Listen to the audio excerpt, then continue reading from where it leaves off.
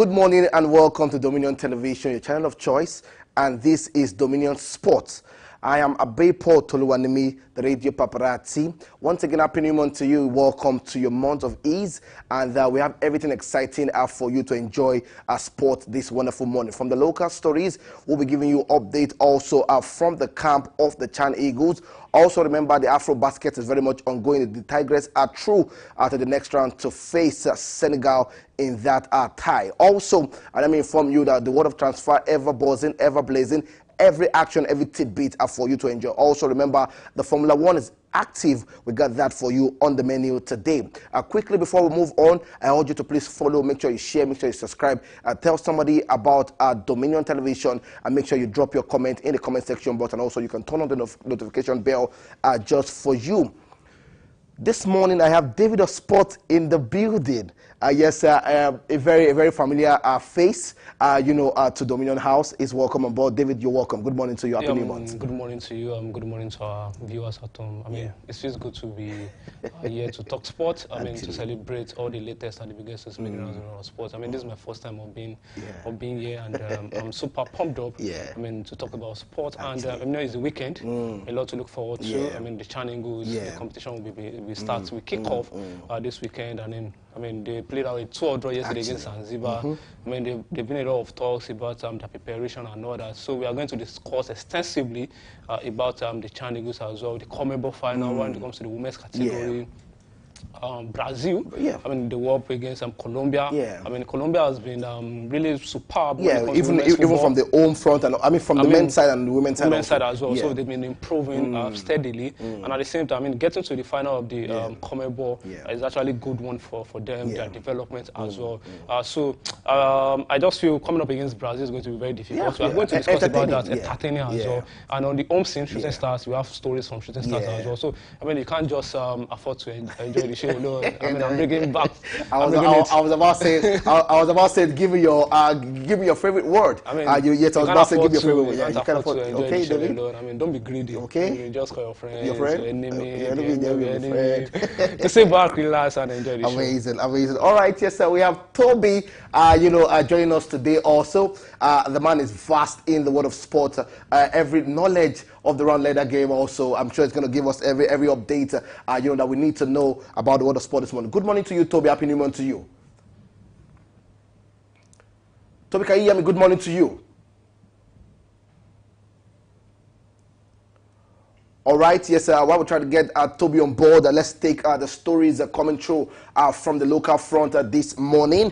There is a story from Kun Khalifat, the newly promoted side in the MPFL, and it looks like a little bit of trouble from the camp of Kun Khalifat, getting the update about them, getting players out of the camp. Is Toby with us? Toby, good morning. Toby, can you hear us? Good morning.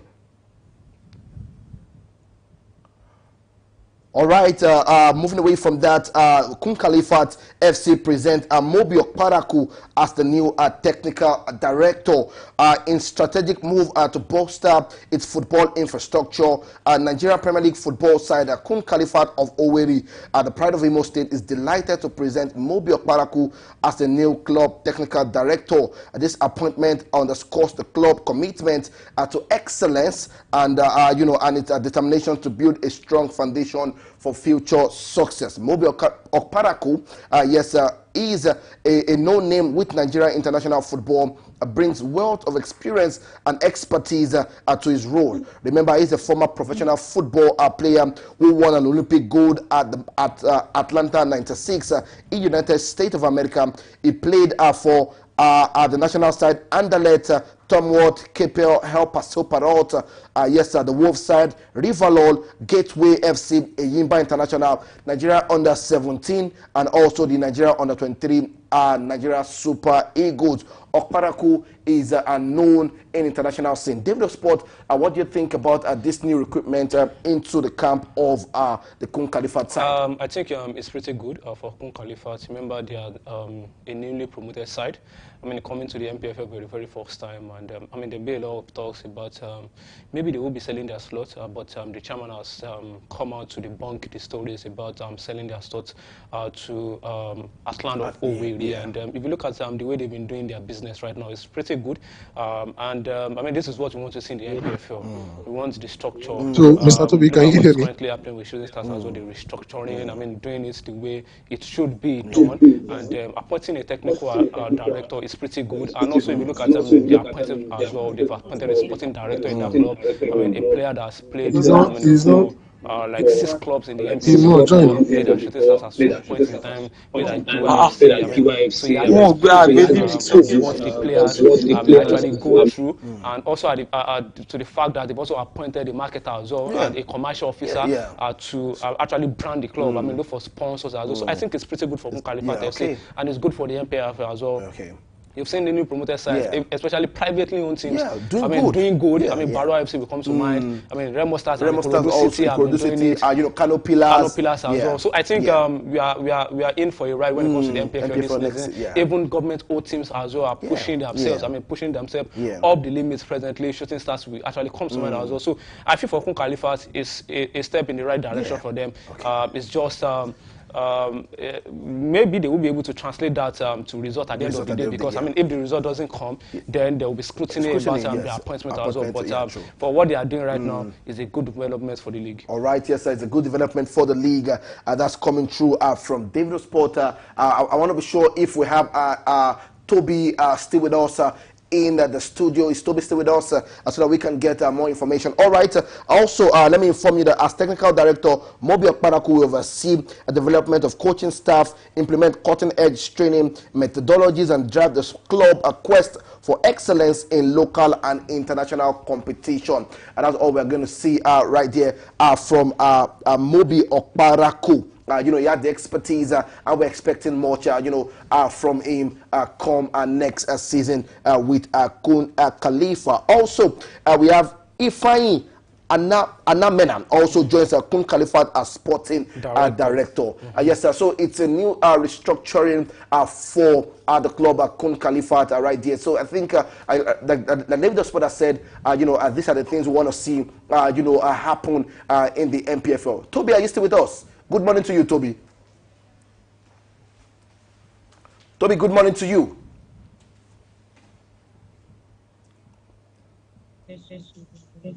Okay. All right, Toby, can you hear me? Good morning to you, Toby.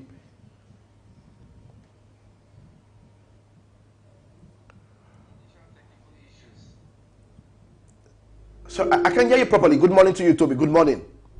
Happy New Month to you. Yes, good morning. Good morning. Can you hear me? Yes, I can hear you. It's much better. Happy New Month to you, Toby. You're all smiles this morning. Yes, thank you very much. Yes, thank you very much. All right. David also. All right. Good morning to you. All right, yes, sir. Toby, we're talking about Kun Khalifa, with, the new management. We just got the information that Mobi Okparaku has been presented as the new technical director.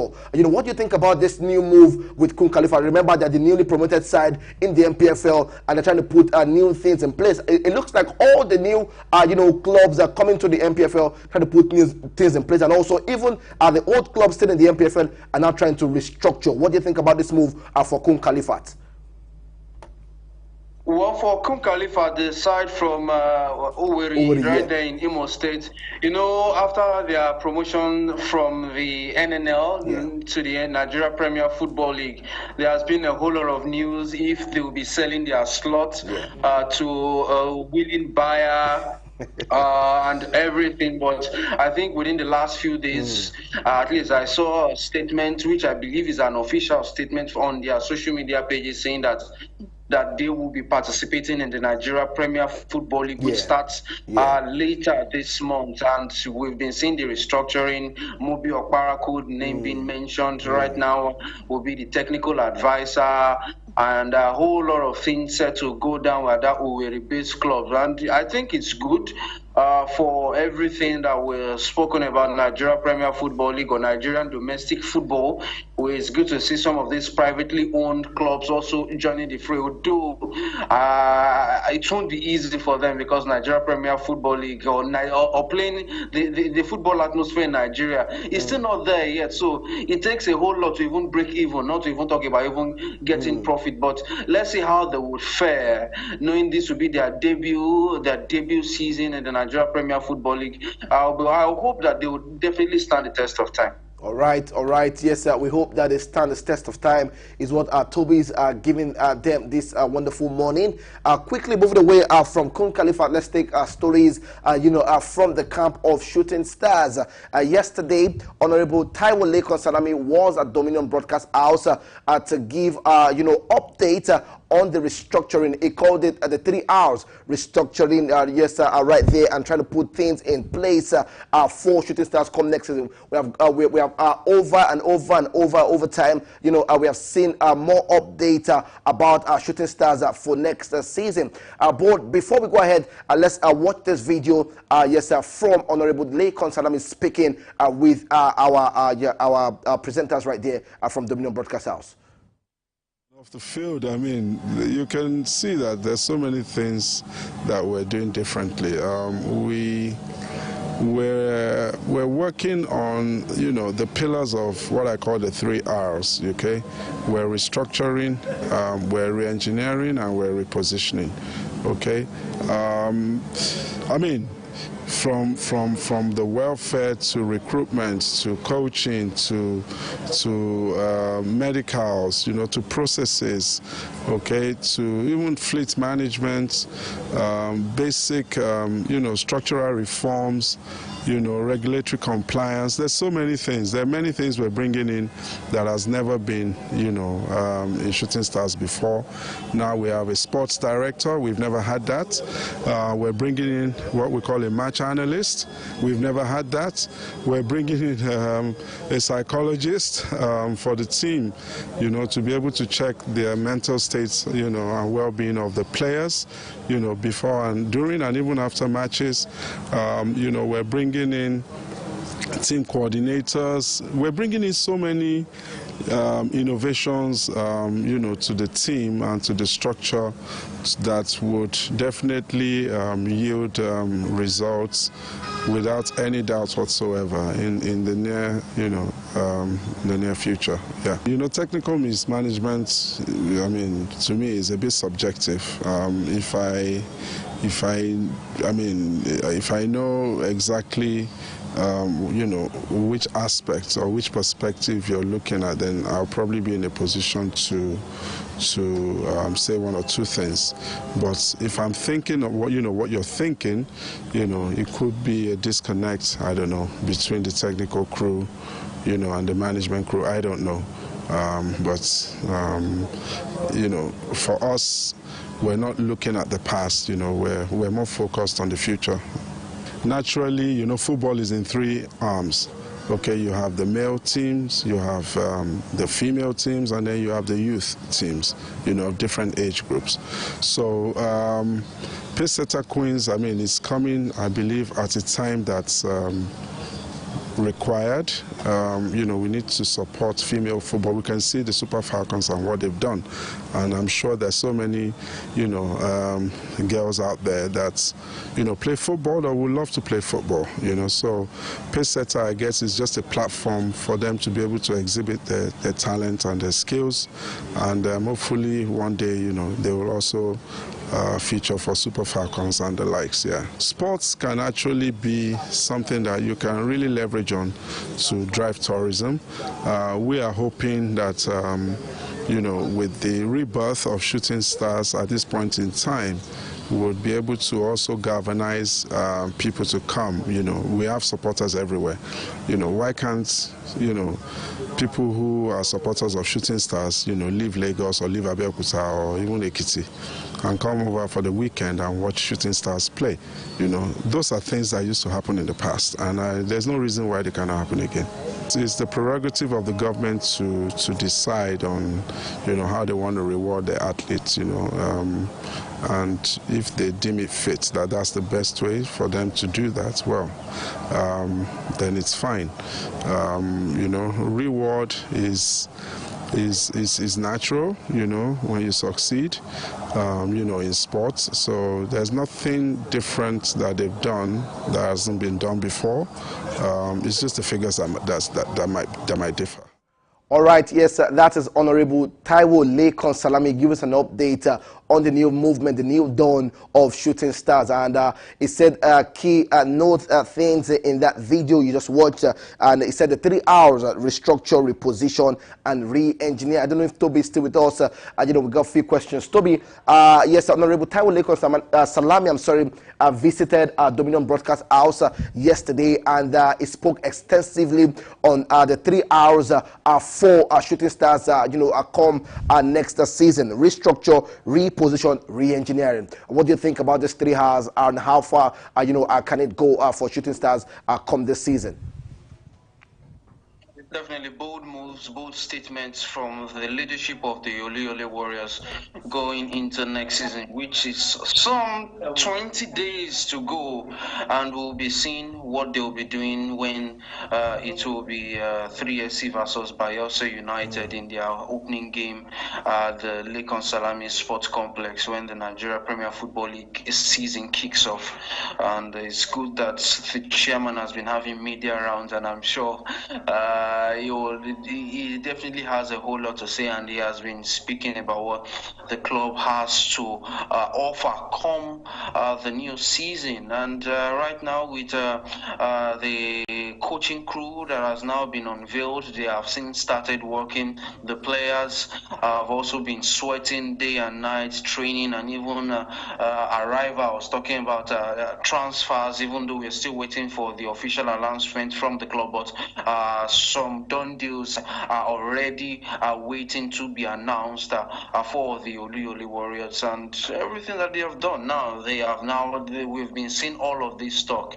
It is now the action of the field of play. That is what the average 3SC fan will be hoping to see when the Nigeria Premier Football League kicks off. Home, away from home, they want to see Shooting Stars play with a pattern. They want them to build on the successes, or shall I say, the positives, if you like, from the last couple of seasons. 2 seasons ago, Shooting Stars finished 4th on the NPFL log, one spot away from continental engagement. Last term, it was 8th at the end of March the 38th in the Nigeria Premier Football League.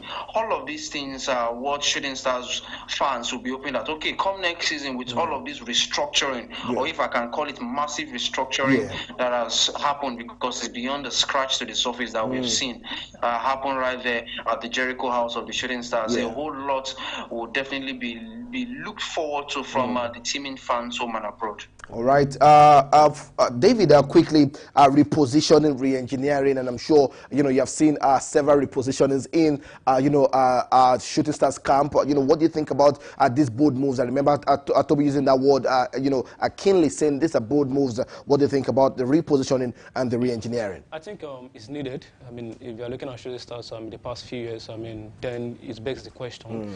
I mean, what are the managements doing in that club? I mean, the way the club was being run and all that. So I feel the chairman is doing the right thing. I mean, the first thing he did was dissolve the board. I mean, appoint new set of people. I mean, he appointed a new CEO that's talking about Fumi, Abumi, Father Yomi, I beg your pardon. I mean, he appointed a new coach that's Nudi Awerudu, a young coach that's is progressing rapidly when it comes to MPFL. We saw what he did with Ikorodu City. I mean, in Ikorodu City debut season, I mean, we call them the baby of the league. And at some points they were 19th, and then when Nudi Awerudu came in, I mean, he made sure he rejigged the squad, make them to be a consistent team, and they finished 4th on the log. I mean, they were in the semi-finals of the Federation Cup. I mean, they lost to the eventual champion of the Federation Cup. That's talking about Kwara United and all that. So I feel for what he's doing, I mean, appointing a sporting director as well. So I feel all these things, I think it's very good. But the thing is, let's translate to result at the end of the day. Because just like I said for Kun Khalifat, if all this doesn't translate to results, if they continue to struggle, then there will be a lot of talk about. So, so now the thought process is, we're appointing a sporting director, new media team, new technical advisor, and nothing is happening on the pitch of play. But at the same time, I feel the fans should take it easy on them. If you are talking about Shooting Stars winning the league or, securing continental sport, I think we are a little bit over ambitious. Over ambitious, because I feel next season should be about steadying the team. Be consistent when it comes to being in the top 6, top 7. Yes, Ogunbote tried at some point in time, finished 4th. But if you look at the same crop of players that Ogunbote used, the majority of them are blessed the squad right now. We saw a report about the sporting director saying, he only met 15 players in the squad. 2 are under 17, 4 have been out of contract as well. So, what do you want to intend to do with 15 players? The set of players that will join the team are new players. They don't know themselves. The chemistry is not there. So, we need to cut them some slack next season. Yes, in as much as we want to get the results, we want to see Shooting Stars doing well. There will be some time where they will be struggling, but they will need the fans to actually be at their back. Show them the support as well. But I feel, it's good times to come ahead for Shooting Stars. So, we can just hope that all this they are doing will actually translate to result, and the end of the day, we want to see sponsors as Shooting Stars. We want to see Shooting Stars, competing with the likes of Al Ahly of Egypt and all that. So it's good things that is happening at Shooting Stars, and we hope that they will be able to maintain what they are doing. One thing is to start, one thing is to be consistent, consistent in what you are doing. So I think for right now, what they are doing is actually commendable. All right, yes, sir. What they are doing is actually commendable. Is what David of Sport and also Toby is giving out for Shooting Stars this wonderful morning. Now, quickly before we go ahead, we urge you to please make sure you follow us on all social media platforms. Drop your comment. Make sure you follow our Dominion broadcast. We are still talking more stories in the world of sport. And right now, we're moving straight into the world of basketball, where we have the 3-pointers, the 4-pointers, and everybody doing the rebounds and the assists. But right now, we are talking Afro Basket with the Tigers. Remember, they're the defending champions, and right now they're through to the next round. Yesterday was a good game for the Tigers, and they had that one in their locker. 83 to 47 against Cameroon, and we have that right there. 16 points. 16 points is what Emi Okonkwo had to pose right there. Yes, and also 18 points. I'm sorry, and also 6 rebounds, 1 assist for in that game. David of Sport, quickly before I move to Toby. Yesterday the Tigers are through to the next round. They're going to face Senegal. And remember, Senegals are the top holders of the Afro Basket. The record champions. The record champions. 11 times. Yes, 11 times right there.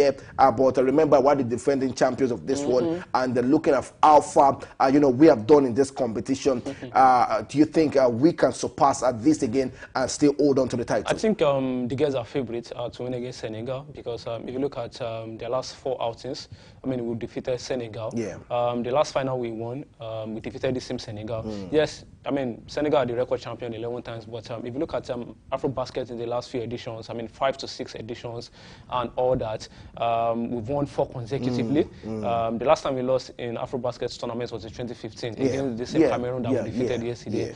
And if you look at the trajectory in this competition, they've not lost a game. We won convincingly against Rwanda. It was very difficult against Mozambique, but at the same time we got the results, just 5-point difference. And the way manner we defeated Cameroon yesterday was something good to see. But coming up against Senegal also powerhouse when it comes to women's basketball. They defeated the host nation yesterday, that's Cote d'Ivoire, and others. If you're looking at the way they also play, it's really good, tantalizing as well. But I feel at the same time, I feel the Tigers of Nigeria are better than them, and they stand a chance, the higher chance to actually progress to the final.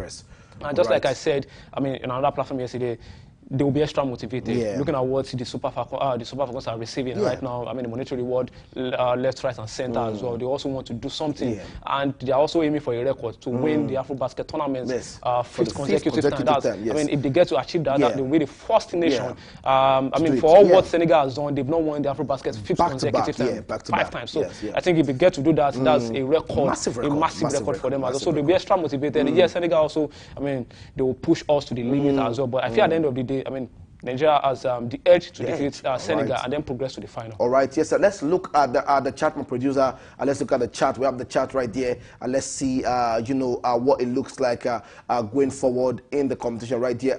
Toby, I don't know if you're still with us. This is the final 8 bracket right there. But our main focus is going to be the Tigress against Senegal right there. That's going to be our main focus in that one. What do you think about that one? Toby, are you still with us? Yes, we saw how the Nigerian girls dispatched the Cameroonians. It was a ruthless,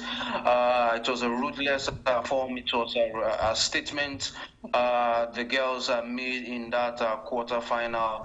That was yesterday against Cameroon, and we'll be seeing them playing in the last 4. That's the semi-final.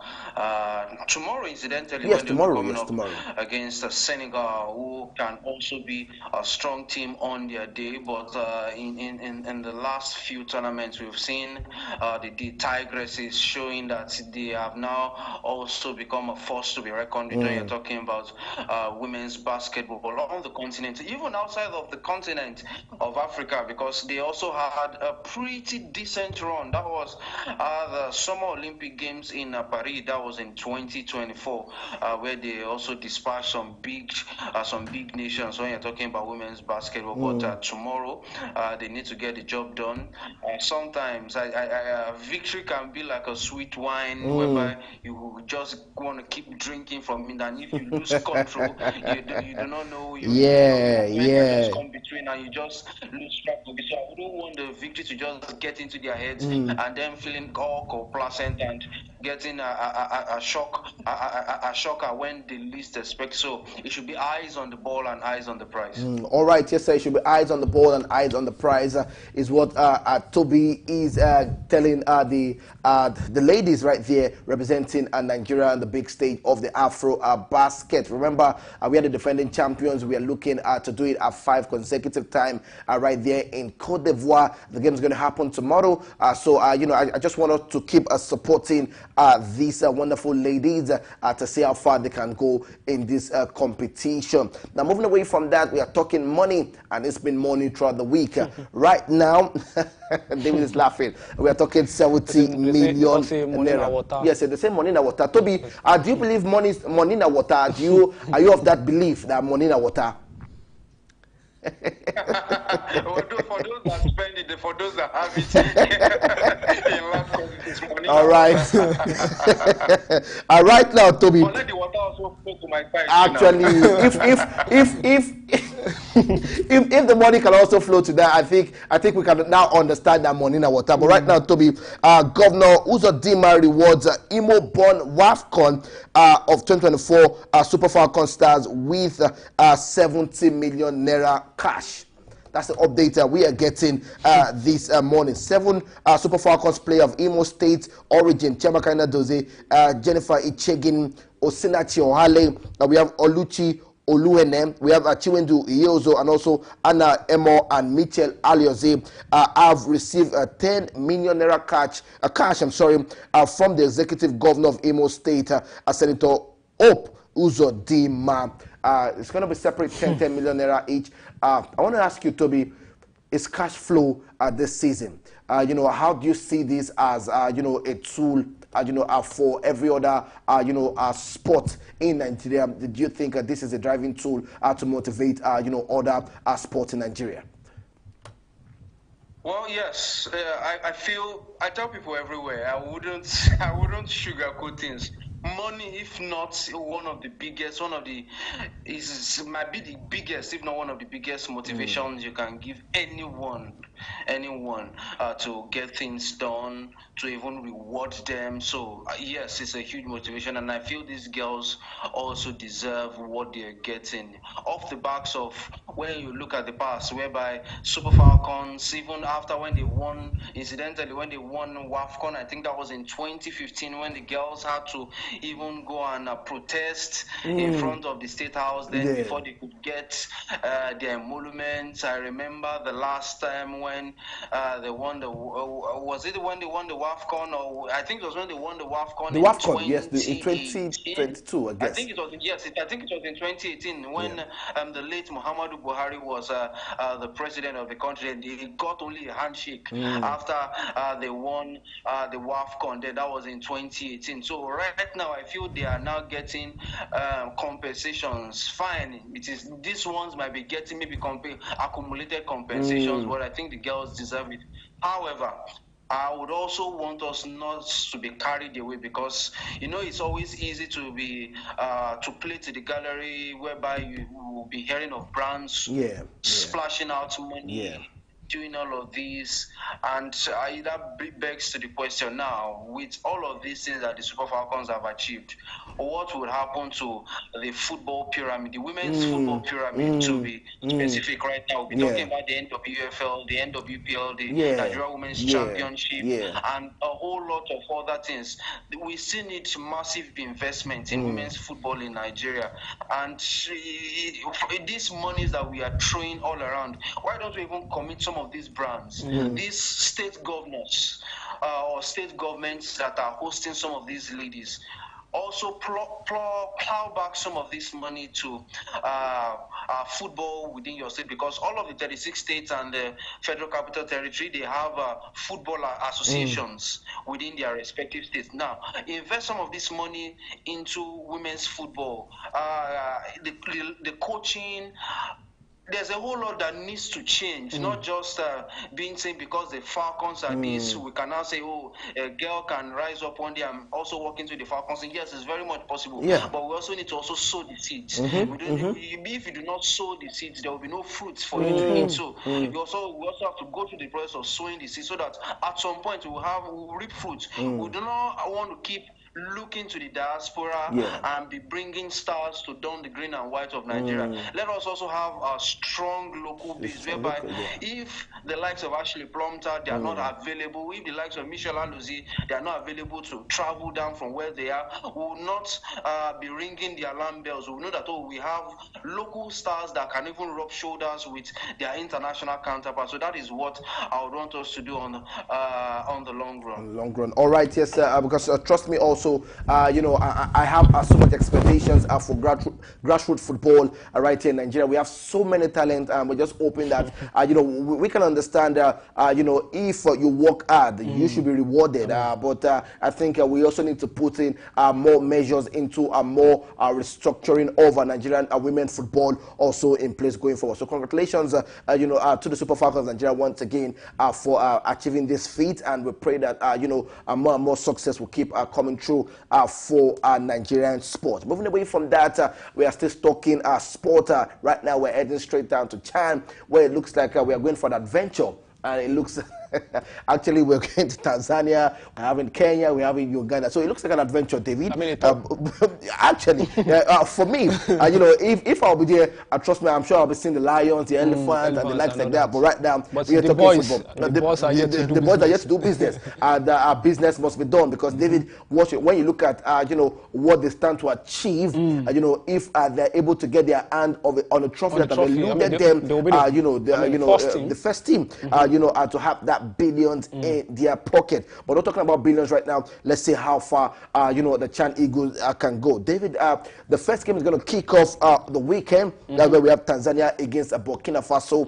What are your expectations in this competition? And also for the Chan Eagles. Remember, they played that 2-2 draw. It's a friendly. No pressure about that. But I'm sure you have high expectation. I'm going to ask Toby also for an expectation. But quickly, David, firstly, the competition itself, 3 nations hosting this, it looks like is a stepping stool to see how far the African Cup of Nations also can hold also. But David, quickly, the competition itself and also the Chan Eagles. I feel let me talk about the Chan tournament first. Okay. I feel it's going to be an interesting one. There are a lot of countries there that they have their leagues are developing right now. Yeah. Even some have developed. If you look at the Moroccan league, I mean, they are up there when it comes to developing teams. If you look at the Tunisian league as well, the Egyptian league. So I think we are in for a ride when it comes to this competition. It's going to be mouth-watering. I mean, astonishing. Yes, the Chan Eagles have not won this particular tournament before. The last time we got to the final, I mean, we were defeated by Morocco 4 goals to 1. I still remember that game. That was in 2015 when, I mean, Rabi Ali actually scored the only goal. I remember the game back then in 2015 when Rabi Ali scored the only goal for Nigeria back then. So I feel, just like I used to say, and we can't have a balanced squad, but I feel the set of players that we have in this squad, I feel they are good to go. In a team where you have the highest scorer in the league, Anas Yusuf in the squad with 18 goals. He got a goal yesterday against Zanzibar. I mean, you have Anthony Joma, a fantastic player from I mean, Abia Warriors. We have goalkeepers that are doing so well. Mustafa Lawal will come to mind, the Spider-Man. We have like 9 players from Remo Stars. I mean, the winning team. And we have like 4 to 5 players from Ikorodu City as well. So I think these players are good to go. It's all about maximizing their strengths, I mean, their powers and all that. And the fact that the head coach of the Super Eagles of Nigeria, Eris Kuchel, will be in charge of this squad, I mean, it's something to see, something good to see as well. Just like I said yesterday, I mean, the boys, I'm very optimistic they can go far, but I don't know how far they can go. I feel they should be able to, I mean, progress out of their group.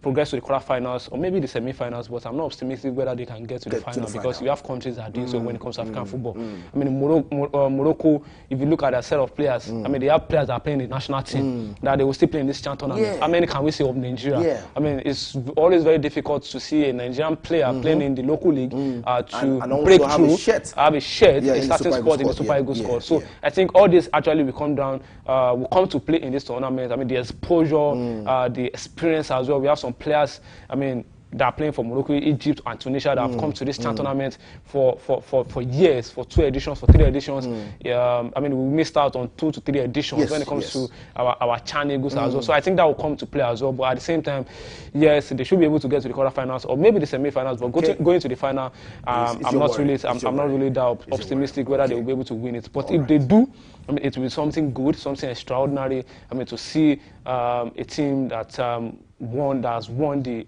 elusive Chan tournament I'll be looking for. All right, yes, I remember Senegal are the host nation. I mean, sorry, they are the defending champions of this competition right there. And Toby, quickly, let's just look at the group stage and let's just have 1 minute discussion on that. My producer, can I have the group stage? Pictures are displayed. We have Group A. We have Kenya, Morocco, Angola, DR Congo, and also Zambia. Also in Group B, we have Tanzania, Madagascar, Mauritania. We have Burkina Faso and Central Africa. Also in Group C, we have Uganda, we have Niger, we have Guinea, we have Algeria, we have South Africa. And Group D, we have the defending champions, Senegal, Congo, Sudan, and Nigeria. Toby, are you still with us? In Group D, how do you see the Chan Eagles come out of this group quickly? Well, it's going to be very tough. Well, I think Senegal might be topping the group. Maybe Nigeria coming as runners-up, and those 2 top teams making. Why are you giving them runners-up? Do you think we can have something, to fight for? Now, David is worried that how far can they go? Toby, are you also worried for, the Chan Eagles also?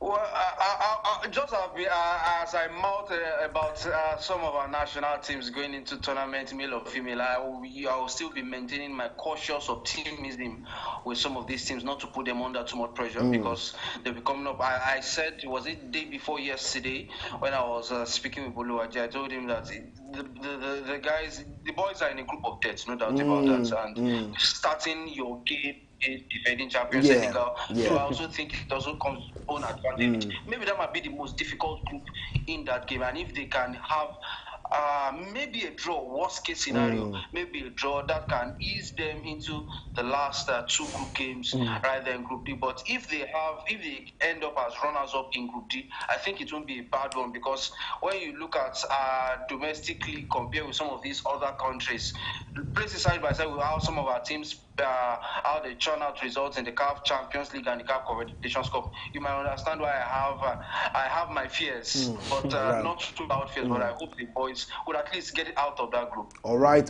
Yes, so quickly, Nigeria first game against Old Senegal. We hold at Zanzibar, 15,000 capacity, Ama Stadium next week at Tuesday. Also, the home Eagles will then confront Sudan in the second match at the group phase, also at Amman Stadium on Tuesday, the 12th of August, before concluding their Group D campaign against Congo at the Benjamin Kappa Stadium right there in Dar es Salaam on Tuesday, the 19th of August. We can only wish the Chan Eagles all the best, and we pray for success. Remember, this is one trophy that has eluded the Chan Eagles in this competition. Moving away from that, can you drive cars? I love cars. Right now, we're talking the Formula One.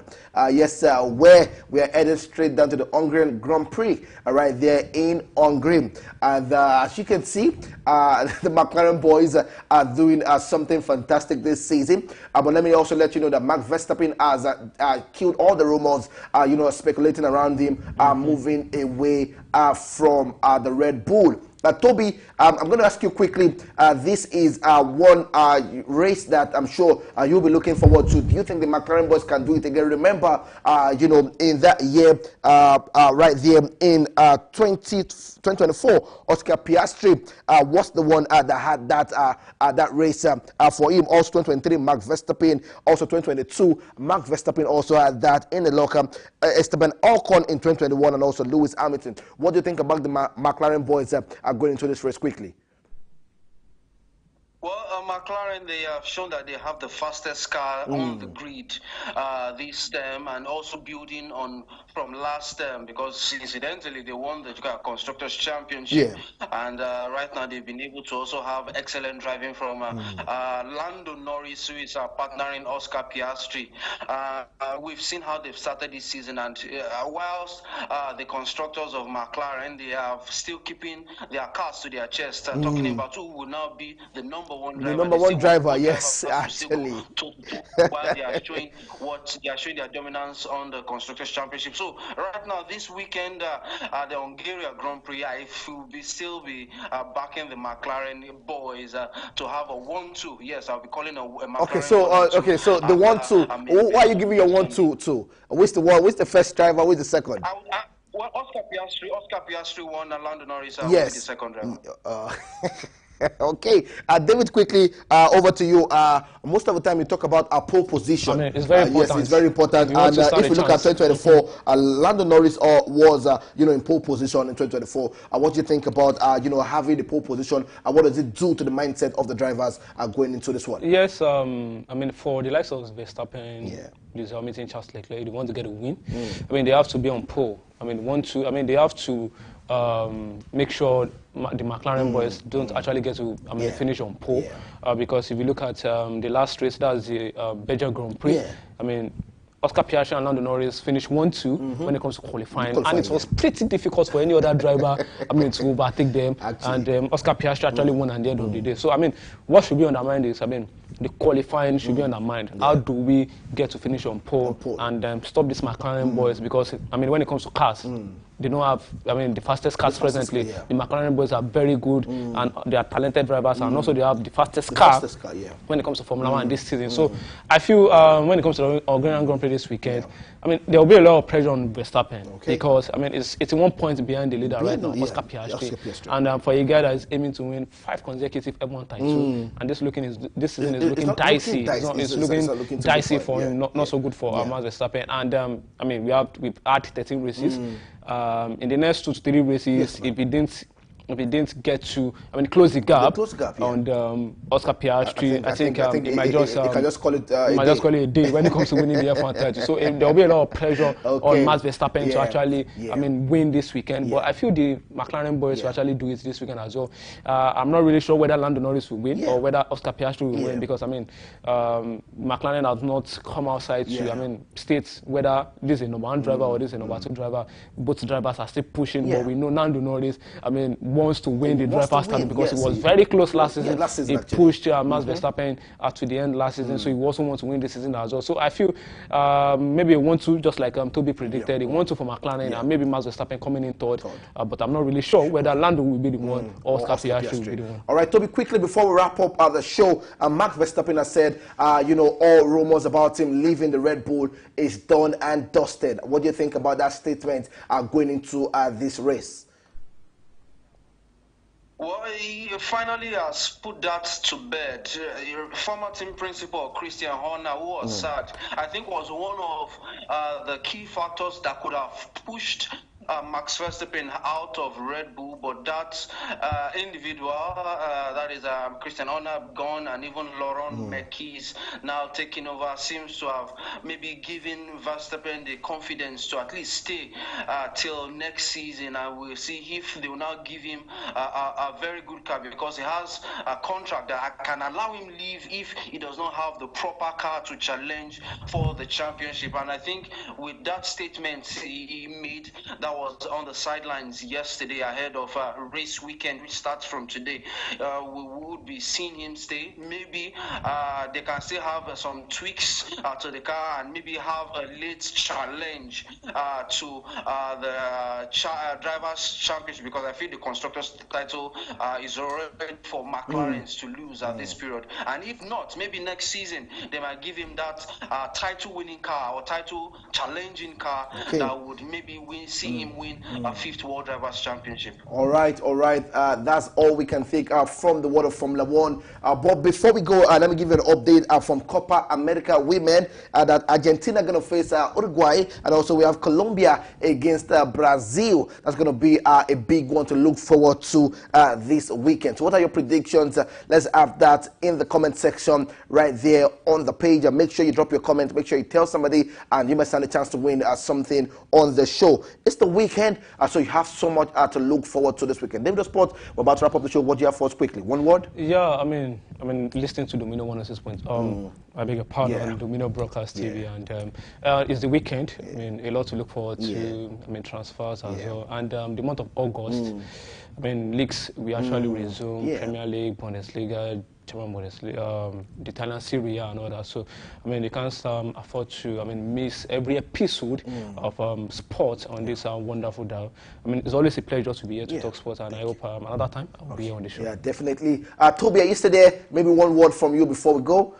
All right, yes, sir. If Toby is not on the call, this is where we draw the curtains. Yes, definitely. I'm still here. Just stay out of trouble and keep on supporting sports. Okay, thank you so much, Toby. Thank you so much. All right, that's all we can take on the show today. A big thank you to the producers and also to the crew for making this happen. And also for those asking about Boluwaji, is on an official assignment, but trust us, on Monday, it will be on seat to talk sport right here on your channel of choice, Dominion Television. I am Abepo Toluwanimi, the Radio Paparazzi. Keep watching, keep loving at Dominion Television, your channel of choice. Bye for now.